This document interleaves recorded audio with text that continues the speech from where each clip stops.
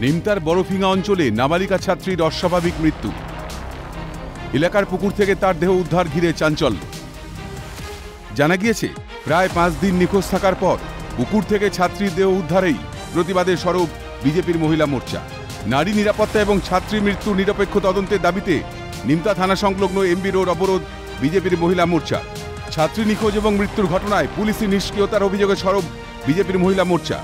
বিক্ষোভে সামিল মহিলা মোর্চার সভানেত্রী ফাল্গুনী পাত্র এবং জেলা সভাপতি অরিজিৎ বক্সি সহ কয়েকশো বিজেপি কর্মী সমর্থক।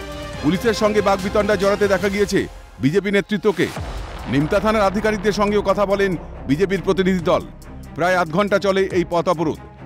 ঠিক কি অভিযোগ এবং দাবি জানান বিজেপি মহিলা মোর্চার নেত্রী ফাল্গুনী পাত্র। আজকে 22 তারিখে তার মৃতদেহ পুকুর থেকে পাওয়া গেছে। তো সেই ক্ষেত্রে এখানে কি ঘটনা ঘটেছে, এর পেছনে কারা রয়েছে এবং কোন ধরনের ঘটনা ঘটতে পারে, যেভাবে মহিলাদের ওপর রেগুলার নির্যাতন হচ্ছে, ধর্ষণ হচ্ছে, প্রত্যেক দিন কোথাও কোনো না কোনো ঘটনা পাওয়া যাচ্ছে। তো পূর্ণাঙ্গ তদন্ত ছাড়া এই ঘটনাকে কেবলমাত্র দুর্ঘটনা বলে চালিয়ে দেওয়াটাকে আমরা কখনোই মেনে নেব না। আমরা এর জন্য এখানে আজকে পুরো দাবি জানিয়েছি ভারতীয় জনতা পার্টির পক্ষ থেকে। যদি এখানে নিরপেক্ষ তদন্ত না হয়, পুলিশ যদি প্রকৃত দোষীর শাস্তি দিতে না পারেন, তাহলে আমরা আন্দোলন চালিয়ে যাব এবং পক্ষান্তরে আমরা কোর্টের দ্বারস্থ হব।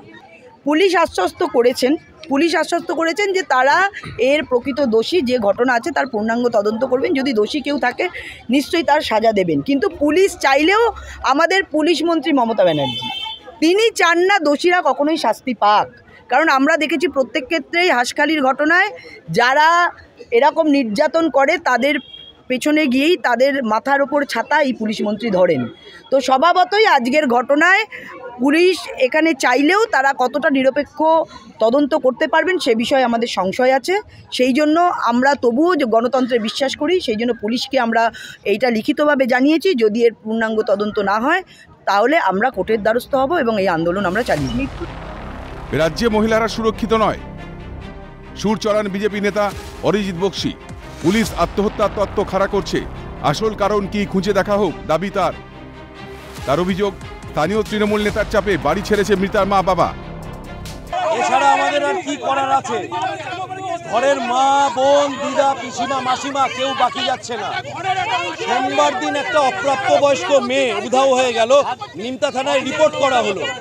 মঙ্গল, বুধ, বৃহস্পতি, শুক্রবার গিয়ে আজকে শনিবার তার লাশ ভেসে উঠলো বাড়ির পাশের পুকুরে। অর্থাৎ এই এলাকার মধ্যে মেয়েটিকে আটকে রেখে পাশবিক অত্যাচার করেছে, গলায় ঘাড়ে আঘাতের চিহ্ন আছে।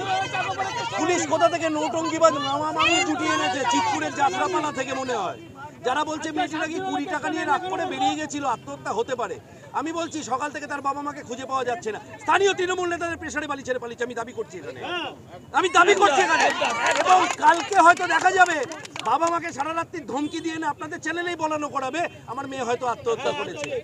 এটা হতে চলেছে, এটাই পশ্চিমবঙ্গের রিয়েলিটি। ভারতবর্ষের দেখা উচিত। এখানে মেয়েরা ধর্ষিত হয়, খুন হয়, লাশ ভেসে ওঠে। শান্তনু সাহার রিপোর্ট, ক্যালকাটা নিউজ।